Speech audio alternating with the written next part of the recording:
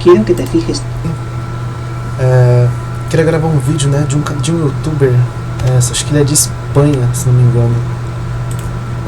Los buscadores. Deixa eu mostrar aqui. É VM, qual é o nome do canal dele? É VM Grande Mistério. Grande Mistério. É um canal gringo, né, que fala espanhol, tudo. E ele fala sobre teorias de conspirações. E também ele fala uns temas bem profundos sobre curiosidades, sobre o passado, um monte de coisa, sobre o Egito, qualquer polêmica, assim, ele sempre fica criando teorias, né.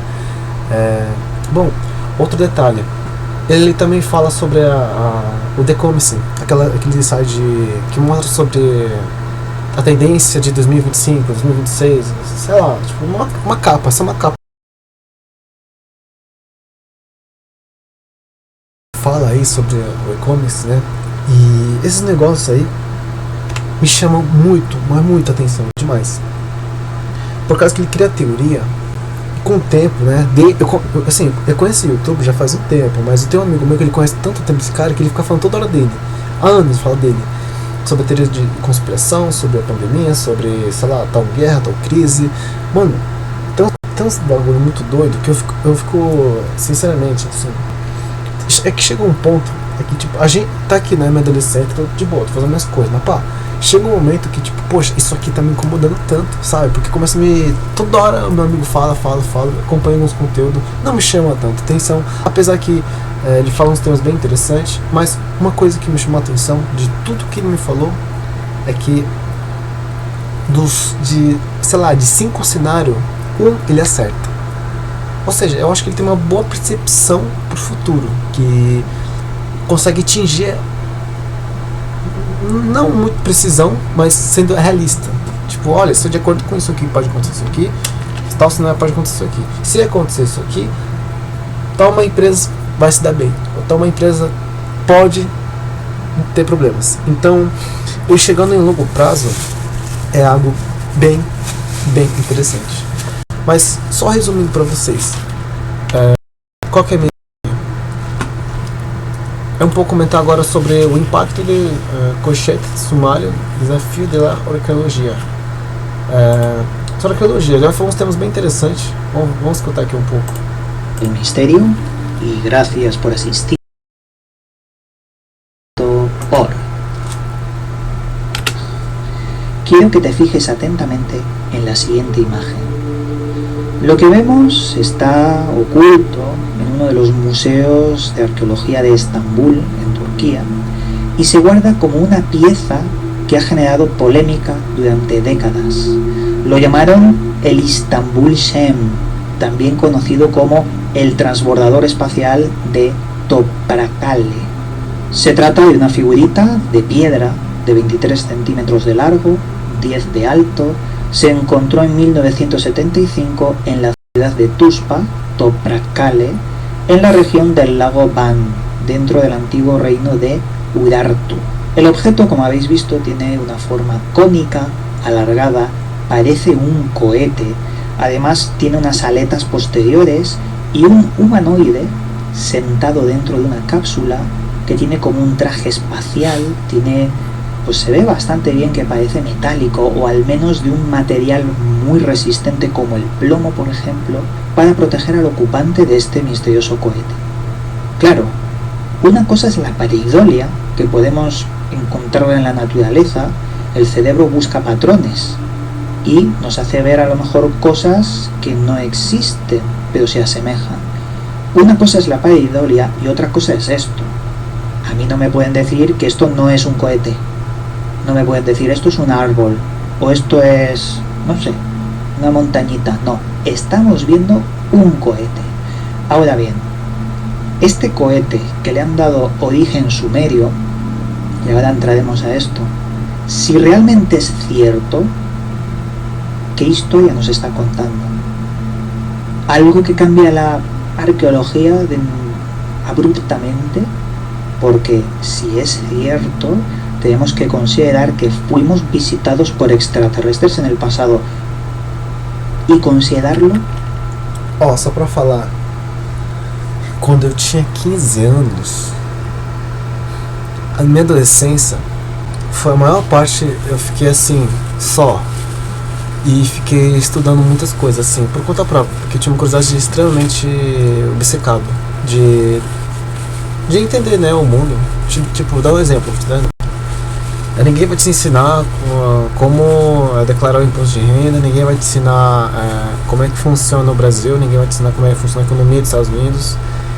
E para você ter acesso à internet, por ter matéria-prima, material, estrutura, poder ter, sei lá, coisas básicas, de você poder pegar um livro e começar a ler, de pegar aqui um conteúdo, começar a se aprofundar no conteúdo, pesquisando mais, que quando eu tinha que...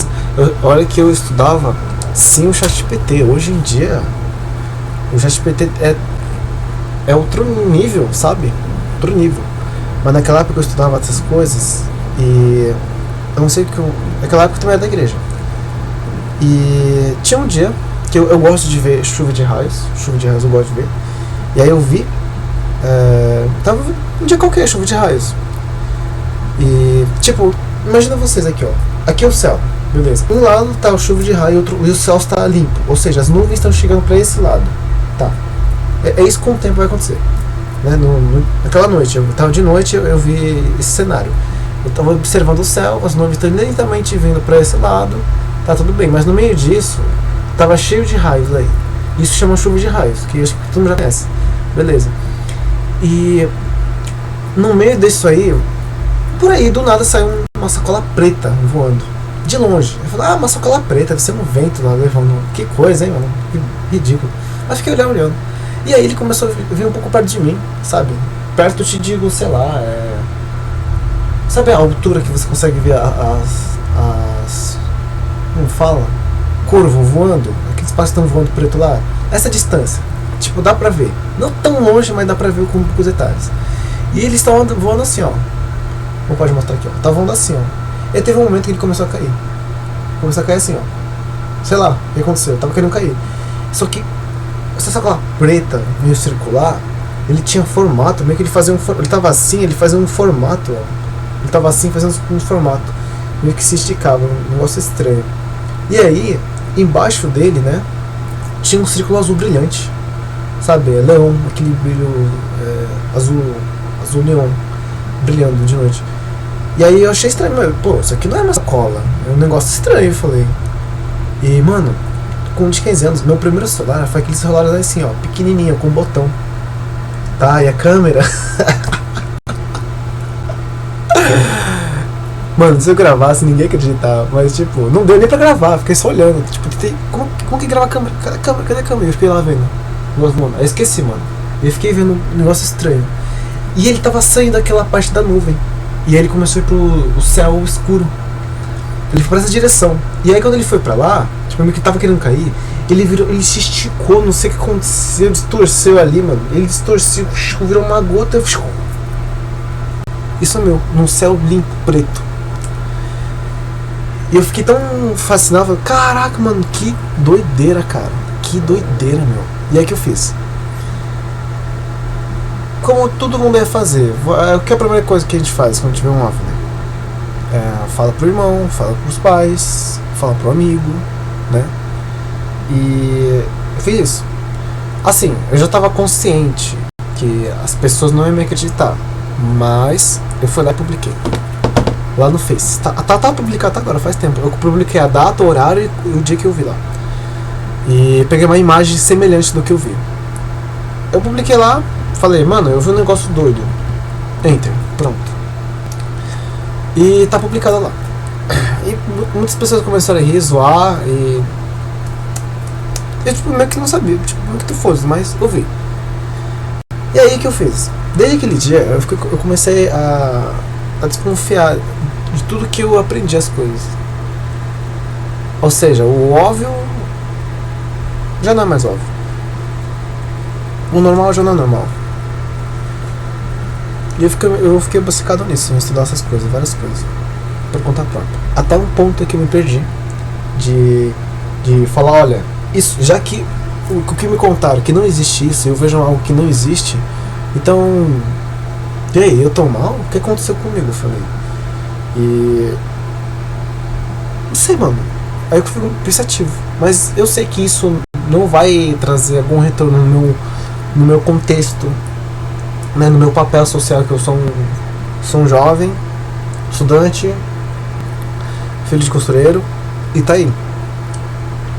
Tipo, eu entendi que não vai fazer mais diferença eu ver o OVNI e falar que eu vi, não faz nada. Mas, tipo, deixei. E depois disso, me tornei uma pessoa mais observador, sabe? Tipo, mais analítico, mas sim, mais desconfiado, sempre.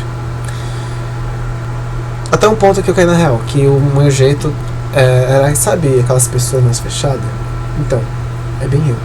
E aí eu comecei a mudar isso, porque eu me dei conta que se eu continuar sendo essa pessoa, com o tempo eu acho que não vou trazer uma boa comunicação social. Então eu falei, eu tenho que melhorar esses detalhes, entendeu? E também, raramente eu gosto de acompanhar esses conteúdos. Um deles é esse aqui, VM Grande Mistério. É um dos youtubers que acho bem interessante, que ele fala com grande informação, com grandes bases de poder lidar com esse tipo de situações que ele fala, cenário, tudo. Ele tipo, não é um cara que exagera ou foge da realidade. Ele tá na realidade, sabe? Enfim, eu pessoalmente gosto muito desses conteúdos e raramente eu me aprofundo, mas no final minha conclusão é que isso foi só um sinal que existe mais do que eu penso, do que é real. Isso que eu acredito. Bom, resumindo, isso aí é o meu comentário. Vamos continuar. Al 100%, nada de medias tintas. ¿Por qué no se considera al 100%? Pues porque hay un entramado para ocultar todo esto y desprestigiarlo. Lo vamos a ver ahora. Antes de ello, hay que hablar de quién puso ante las cámaras, por así decirlo, o ante la opinión pública este objeto. Y fue el archiconocido Zecharia Sitchin. Todos conocéis los trabajos de Zecharia Sitchin, un hombre que dedicó su vida a escribir novelas sobre la cultura sumeria y los dioses Anunnaki. Como sabéis, en Gran Misterio desmonté todo lo que decía Zecharia Sitchin en esas novelas, porque buscamos más de 4 lingüistas separados que habían traducido las tablillas sumerias y descubríamos que lo que decía Sitchin no es que fuese mentira, sino que no está en las tablillas sumerias y nos cuentan una historia totalmente diferente.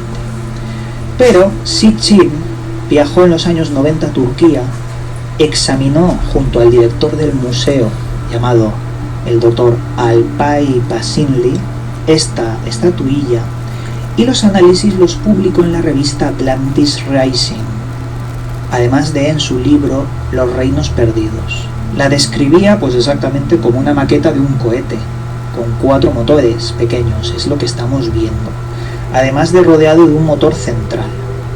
Y aquí vienen los problemas, porque cuando he investigado esta información he visto mentiras. Sitchin dice en sus libros que este cohete es llamado Shem. El término sumerio Shem, según él, alude a vehículo de los dioses Anunnaki y no a templos o símbolos divinos. Es totalmente falso. La palabra Shem no hace referencia a vehículos, como dice Sitchin. Sem alude a la palabra sumeria de Semmur, que habla de Sumer. No está en ningún sitio asociado a vehículos. De hecho, Shem proviene de la Cábala, proviene del nombre secreto de Dios, Sem Semáforas, que aparece escrito en la mesa del rey Salomón, pero Shem es muy alejado a la cultura sumeria correspondiendo a vehículo. Insisto, Sem hace más referencia a la parte de Sumer.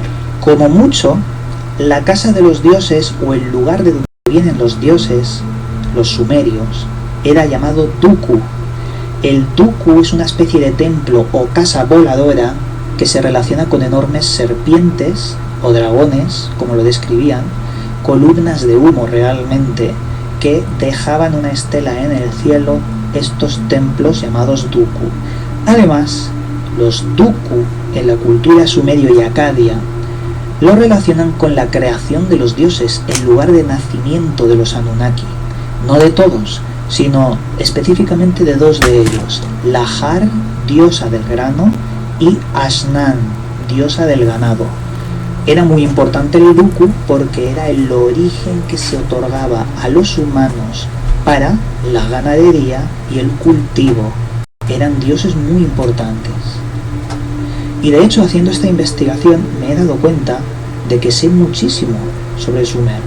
Durante años, como sabéis, aquel documental que hice me hizo empaparme de una barbaridad de textos, de lingüistas, conocí a muchas personas interesantes y aprendí tanto como para poder encontrar errores y saber que están mal. Por eso me planteo, y ya estoy haciendo la estructura de un nuevo vídeo largo sobre los Anunnaki y los sumerios, porque creo que tengo bastantes conocimientos como para poder ver dónde están mal las cosas. Y Sitchin nuevamente se suma a la lista, porque hay una lista de cosas que ha dicho mal. Volviendo a este aparato, ¿qué dice la arqueología oficial? Lo tiene en un museo. Allí los del museo de Estambul lo han catalogado con el nombre de Istanbul Shem. Le ponen el nombre Shem cuando sabemos que no significa absolutamente lo que dicen, no significa vehículo. Y ellos dicen que es una falsificación, pero lo tienen en el museo. Dicen que alguien lo hizo con polvo. No tiene sentido. Si es una falsificación, quítala del museo, no la expongas. De hecho, hay datos muy contradictorios, porque hay análisis químicos y petrográficos que contradicen la versión que se está dando de que es falso, pero lo ponen en un museo. O sea, cuando tú estudias si es verdad o mentira este objeto, te das cuenta de que no se sabe. Unos dicen una cosa y otros otra. Claro, aquí en Gran Misterio no te podemos decir el objeto es verdad o tampoco es falso. No se sabe, por eso es un misterio y por eso lo traemos al canal. Es un misterio. Pero si os doy mi opinión personal, no me extrañaría que fuese real. Ojo, no me extrañaría que fuese real, porque muchas cosas similares extrañas se han descubierto de aquellos tiempos sumerios y protosumerios que no se pueden explicar. Y hoy en día, al ver un cohete, aunque fuese real de la cultura sumeria, lo que hace la arqueología oficial es pensar, es imposible, no existían cohetes, por lo tanto es falso. Eso es lo que yo sospecho que ha ocurrido con este objeto. Como no existían cohetes, automáticamente es falso, no le hagáis ningún estudio, aunque hay estudios químicos y petrográficos. Eso es lo que pasa con este objeto y con otros. ¿Podría ser real? Bajo mi opinión personal, sí, pero bajo la sensatez de la lógica no podemos tomarlo ni como verdad ni como mentira. Solo podemos saber que esto existe, que es una curiosidad, un misterio que de ser real cambia toda la historia conocida de la humanidad. Y ahí está el misterio y la curiosidad que nos interesa. Porque si existe la mínima posibilidad de que sea real, vivimos en una realidad mucho más inquietante e interesante de lo que los medios de comunicación se encargan de fabricar, o de opacar o censurar. É isso que ele acabou de falar. Vivemos numa sociedade onde publicidades que essas empresas de marketing é alimentado por vários interesses de empresa, se baseando nesse cultismo, nessas magias negras, que me refiro na música, na sexualidade, tudo aquilo que diminui a capacidade da pessoa pensar, da pessoa poder refletir, de poder acordar, de ter sentido, sabe? Parece que vivemos numa massa que tenta apagar e quem se questiona tem respostas muito artificiais, que não conecta com ninguém de uma forma, como fala, profundo, mas sim de uma forma muito, como fala, aqui já sabemos, mas pra lá os cientistas sabem, sabe? Tipo, meio que um bloqueio. Tipo, não, você pode ir lá procurar, você pode tentar experimentar, conhecer, entende? Acho que isso limita muito as pessoas. quem quebra essa barreira são pessoas que alguma coisa na vida não tiveram muito bem, tiveram que fazer uma coisa muito ousada, né? No meu caso, porque eu sou uma pessoa que, assim, quebra a regra. Eu acho que foi por causa do meu irmão, né? Que ele é muito aquele negócio, Deus não existe, a ciência está certa e, de acordo com o que a gente vê com tal coisa, é real. Então, vamos respeitar isso. Não precisa ter fé, não precisa acreditar no buraco negro, enfim. Esse negócio de ateísmo, entende? Agora, vamos mudar no campo religioso. Até entendo que tem coisas bem pessoais, que uma experiência única de cada pessoa passa nessa parte religiosa. Agora, na parte de você conhecer coisas novas, ou quando uma pessoa tenta te dar limites de conhecimentos, falando, não, eu sei como funciona assim, assim, assim. Você acredita, beleza, mas você começa a enxergar outra coisa, aí eu começo a ficar mais questionado, entende? Por isso que falar, não, alguma coisa está acontecendo aqui, que ou está tentando impedir de esconder algo, ou se não, se eu saber demais, eu vou entender o que está acontecendo e talvez me retire. Que isso conecta com algo sobre trabalho, né? Quando eu trabalhava, as pessoas não queriam me explicar como faz essa coisa aqui. Eles só mandavam, faz assim, assim, assim. E eu, mano, por quê? E se eu fazer assim, vai ajudar tal outro fulano? Sabe, essa parte de processo de produção? É bem essa parte aí, sabe? Quando você entende, fica claro tudo, o quanto que é importante a sua tarefa. Quando você não está, você vê a diferença. Eu, né, como eu já trabalhei em várias empresas, eu entendi isso. Que as pessoas sempre não queriam me explicar, mas eu já sabia como funcionava. E mesmo que eu sabendo, eu fiz com muito carinho, com muita atenção, as pessoas não me valorizavam. Até eu entender uma coisa, que eles estão indo por seus interesses. E tipo, tá, tudo bem, mas chega a ser um ponto um pouco muito exagerado, sabe? Meio que eu tenho um pouco de sendo egoísta um pouco, sabe? Isso que eu enxergo. Então são tantos detalhes que eu reparei, que isso estimula muito a nossa mente, né? De conhecer novos campos, novas coisas. Só um minutinho. Dibujan un mundo gris, trabaja, paga las deudas y muere endeudado muchas veces porque no podemos asumir todo ese sistema que depreda la mente humana.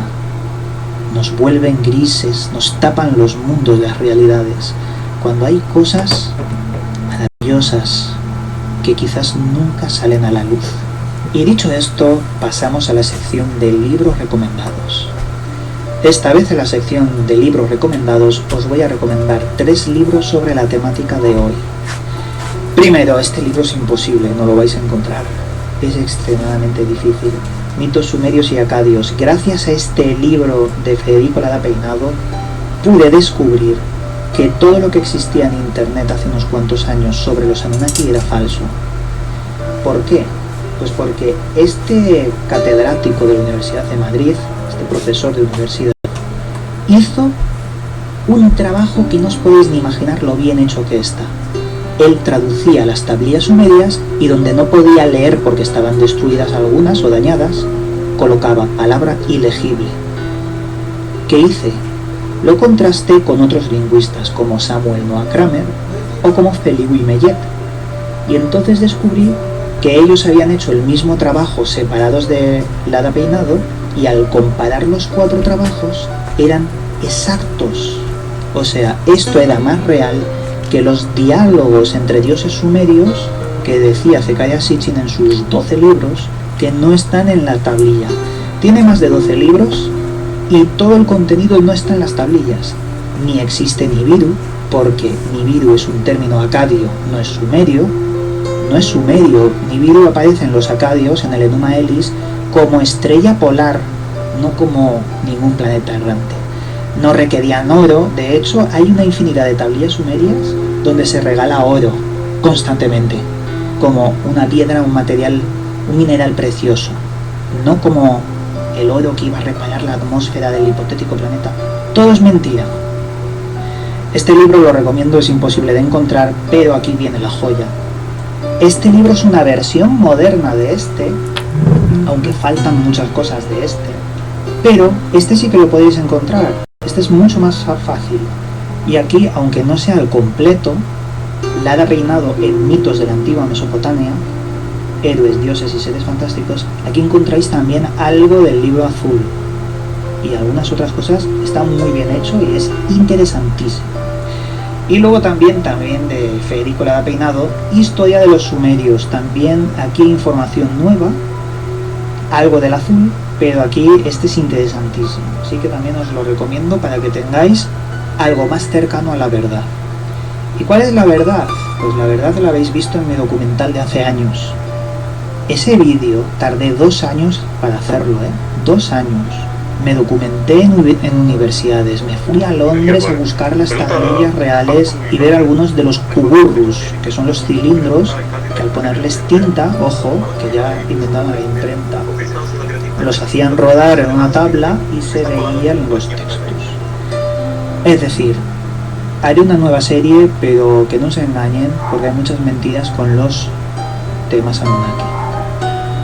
Amigos, aquí me despido. Como siempre, os mando um cálido abraço e nos volveremos a ver. Não. Gente, esse aqui tá um vídeo teste. Eu reagi aqui um vídeo do nosso amigo aqui, Grande Mistério, não sei o nome dele. Mas eu recomendo esse canal aqui, gringo, é muito bom para quem quer se expandir conhecimentos, né? Assistam para quem gosta na área de economia, investimento, né, criptomoeda, olha uns vídeos dele de e-commerce. E-commerce foi uns temas interessantes. E olha quem me recomendou foi meu amigo. É bom, não vou falar dele, mas ele falou isso pra mim. E quem acompanha esse conteúdo assim, a área de mercado financeiro, acho que vai cair bem. Teorias e cenários e outras coisas. Bom, é isso aí. Falou. Fiz minha reação, é isso aí. É nóis.